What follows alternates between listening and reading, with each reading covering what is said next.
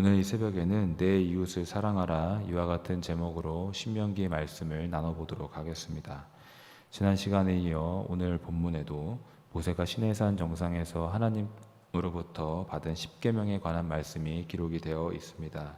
이 십계명은 하나님의 백성이라면 누구나 반드시 지켜야 하는 말씀인데, 십계명의 말씀 가운데 오늘 이 새벽에는 5번째부터 10번째 계명까지를 함께 나눠보도록 하겠습니다.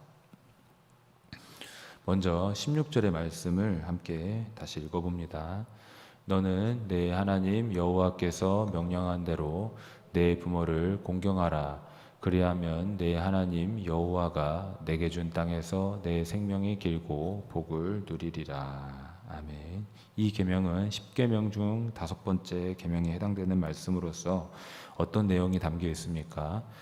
간단히 말해서 부모를 공경하라는 말씀입니다. 그런데 우리가 잠시 생각해 볼 것은 이 계명이 얼마나 중요한지입니다.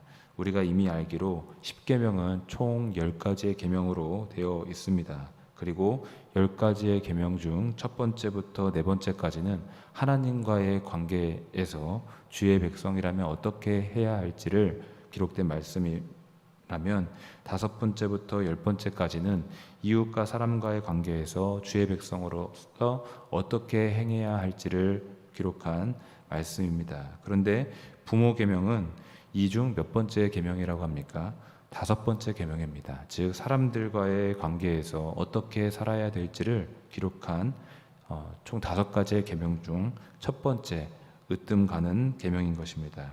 이 말씀은 부모 공경이 그 어떤 이웃과 사람들과의 관계보다도 중요함을 말해주고 있습니다. 다시 말해서 그 어떤 관계보다도 나를 낳아주고 길러주신 부모와의 관계를 가장 중요하게 생각해야 된다는 의미가 있습니다. 그렇기 때문에 하나님의 백성이라면 하나님의 명령하신 그 말씀을 따라 부모님과의 관계를 중요히 여기며 또 부모님을 공경해야 될 줄로 믿습니다. 그런데 이 말씀을 보시면 하반절에 부모를 공경하라는 하나님의 뜻에 순종할 때 어떤 복을 받을지를 기록하고 있습니다. 뭐라고 합니까? 그리하면 내 하나님 여호와가 내게 준 땅에서 내 생명이 길고 복을 누리리라. 즉 생명이 길 것이다. 복을 누릴 것이다. 즉 장수하며 형통의 복을 누릴 것이라고 약속되어 있습니다. 이것이 바로 부모 공경에 대한 하나님의 약속입니다. 그러므로 이 약속을 아는 자 어떻게 해야 되겠습니까? 마땅히 부모를 공경하는 삶으로 나아가야 될 줄로 믿습니다. 그런데 다만 부모를 공경하는 목적이 이 세상에서 장수와 형통의 복을 누리기 위해 하나님께 복을 받기 위해서만이 되어야 하겠습니까? 뭔가를 얻어내기 위한 수단으로서 부모님께 공경해야 되겠습니까? 물론 그런 약속에 대한 믿음도 우리가 가져야 되겠지만은 무엇보다도 부모로부터 받은 사랑과 은혜를 기억하기에 또 마땅히 섬겨야 하기에 우리가 부모님을 잘 보시는 사람이 되어야 될 줄로 믿습니다. 따라서 영일의 모든 성도님들은 하나님의 뜻이기에 또 부모로부터 받은 사랑과 감사 덕분에 더욱 부모님께 순종하시고 부모님을 사랑하시기를 바라겠습니다. 그리할 때 이 땅에서의 날이 길고 또 형통의 복을 누리게 될 줄로 믿습니다. 다음 17절의 말씀을 함께 읽어보도록 합니다. 살인하지 말지니라. 이것은 어떤 계명입니까? 6번째 계명으로서 남의 생명을 해하거나 죽이면 안 된다라는 말씀입니다. 그러면 왜 남의 생명을 해하거나 죽이면 안 되겠습니까? 그 이유는 사람의 생명은 하나님으로부터 왔기 때문입니다. 즉 생명의 주인은 하나님이시기 때문에 생명은 인간이 함부로 할 수 없는 것으로서 만약 생명을 해한다면 그것은 하나님의 주권을 모독하는 행위이기 때문에 큰 죄가 되는 것입니다. 여러분, 인간의 생명은 얼마나 귀하며 소중합니까? 그 어떤 것과도 비교할 수 없는 가장 소중하고 귀한 가치를 갖는 것입니다. 그렇기 때문에 예수님께서는 사람의 목숨과 생명은 온 천하를 주고서라도 바꿀 수 없는, 온 세상 천하와도 바꿀 수 없는 것이라고 말씀하셨습니다. 마태복음 16장 26절을 보시면 예수님께서 이와 같이 말씀하셨습니다. 사람이 만일 온 천하를 얻고도 제 목숨을 잃으면 무엇이 유익하리요? 사람이 무엇을 주고 제 목숨과 바꾸겠느냐? 사람의 목숨을 그 어떤 것과도 바꿀 수 없다. 천하를 얻는다 해도 바꿀 수 없다. 이와 같이 주님께서 말씀하신 것입니다. 여러분, 이렇게 소중한 사람의 생명을 우리가 어떻게 여겨야 되겠습니까? 나의 생명을 귀하게 여기고 또 나의 생명 귀하듯 다른 사람의 생명도 귀하게 여겨야 될 줄로 믿습니다.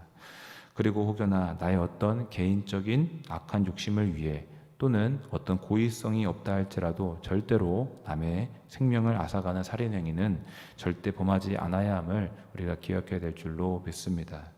그런데 한 가지 더 기억할 것은 단지 남의 육신을 해하는 어떤 폭력과 살인 행위만이 살인이 아니라 형제를 미워하는 것도 살인에 해당되는 것이라고 주님께서 말씀하셨습니다.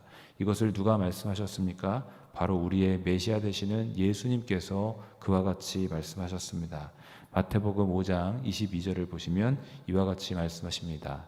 나는 너희에게 이르노니 형제에게 노하는 자마다 심판을 받게 되고 형제를 대하여 라가라 하는 자는 공회에 잡혀가게 되고 미련한 놈이라 하는 자는 지옥불에 들어가게 되리라. 형제에게 노하고 미워하고 욕하는 것도 살인과 마찬가지며 그에 따라 심판이 있다라는 말씀입니다.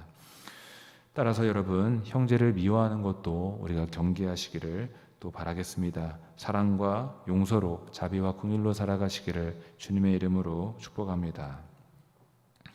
다음 18절의 말씀을 함께 읽어보겠습니다.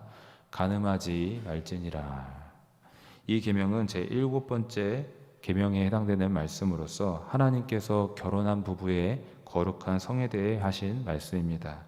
즉, 한 남자와 한 여자가 한 가정을 이루었는데 배우자가 아닌 다른 사람과 성관계를 맺어서는 안 된다라는 말씀입니다. 여러분, 하나님께서는 이 계명을 통해 부부의 관계를 지키고 가정의 신성함을 지킬 수 있게 하셨습니다. 따라서 여러분, 우리는 나의 배우자에게만 헌신하고 사랑하며 육체적인 정결을 유지할 수 있도록 해야 될 줄 믿습니다. 그런데 우리 예수님께서는 육체적인 간음과 간통에 그치지 않고 우리의 마음까지도 순결해야 함을 가르쳐 주셨는데, 지금 마음으로도 이성을 보고 음란한 욕심을 품고 있지 말라고 말씀하신 것입니다. 그런데 만약 그렇지 않고 만약 이성에 대한 음욕을 품고 있다면 그것은 비록 육신의 간음을 저지르진 않았어도 그것은 간음과 마찬가지다라고 하셨습니다.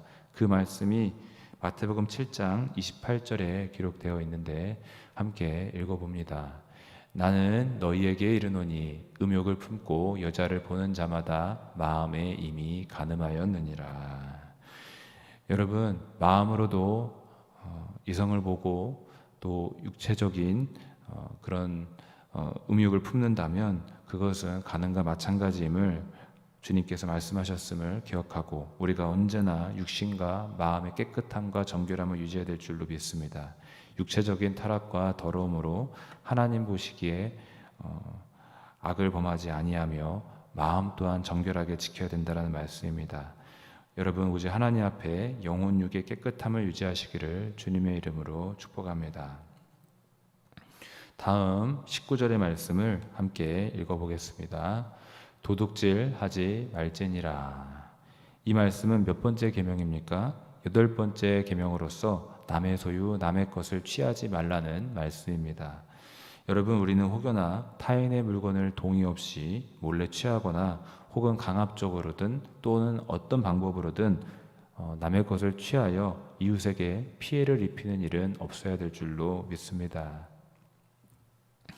또 20절의 말씀을 이제 읽어봅니다. 내 이웃에 대하여 거짓 증거하지 말지니라.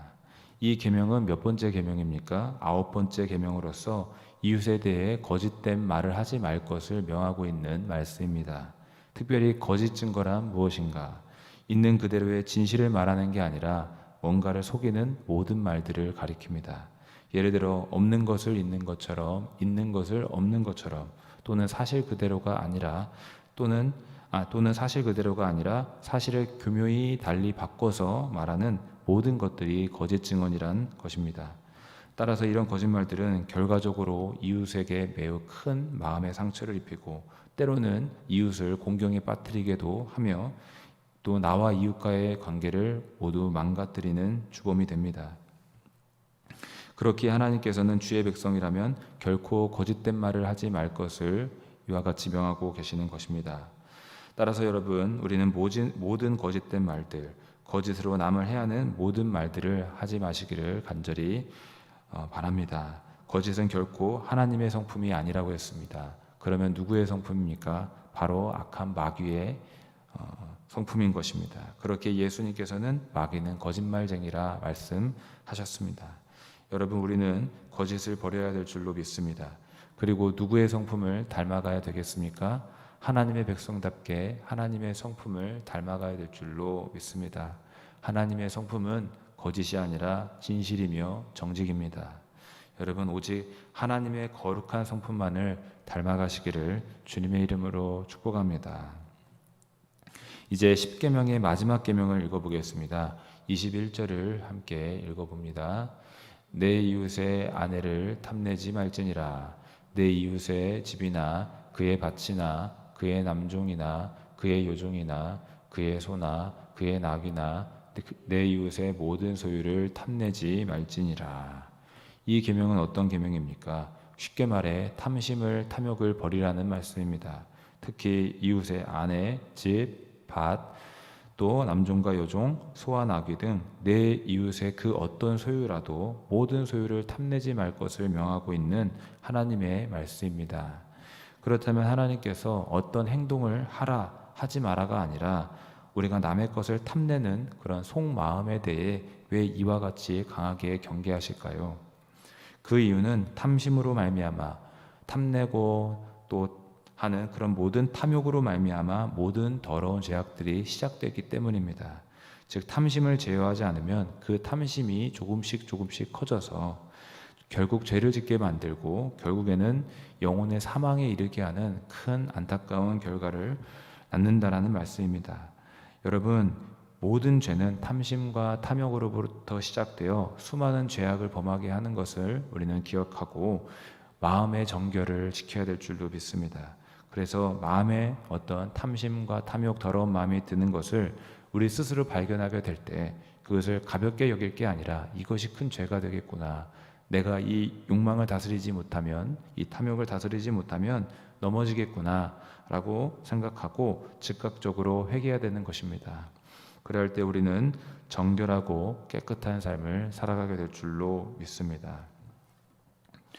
말씀을 정리합니다. 우리는 오늘 말씀을 통해 주의 백성이라면 부부, 부모, 이웃, 형제, 자매들 이런 이웃들과 사람들과 어떤 관계를 맺어야 되는지에 대해 하나님께서 어떻게 말씀하셨는지를 함께 살펴보았습니다. 하나님께서는 우리가 사람들과 어떻게 살라고 말씀하십니까? 결국은 내 이웃을 사랑하라는 그 한 말씀에 요약되어 있습니다. 여러분, 이 땅 가운데 우리는 홀로 살아가지 않습니다. 가장 가깝게는 부모님과 가족이 있고 또 함께 신앙을 나누는 믿음의 형제 자매들도 우리 곁에 있습니다. 그 밖에 우리와 많은 관계를 맺고 살아가는 이들이 있습니다.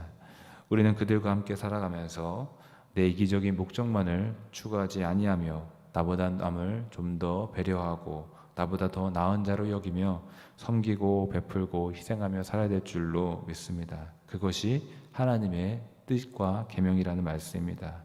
부족하지만 그동안에 만약에 그렇게 살지 못했던 것이 있다면 주님 앞에 나아가 오늘도 회개하고 주님의 보혈로 깨끗하게 씻음 받으며 또 앞으로 살아가는 날 동안 주의 성령으로 말미암아 도움을 받아 그렇게 이웃을 사랑하며 살 수 있기를 또 기도했으면 좋겠습니다. 그렇게 이웃을 사랑하며 살아가는 저와 우리 영일의 모든 성도님들 되시기를 간절히 주님의 이름으로 축복합니다. 기도하겠습니다.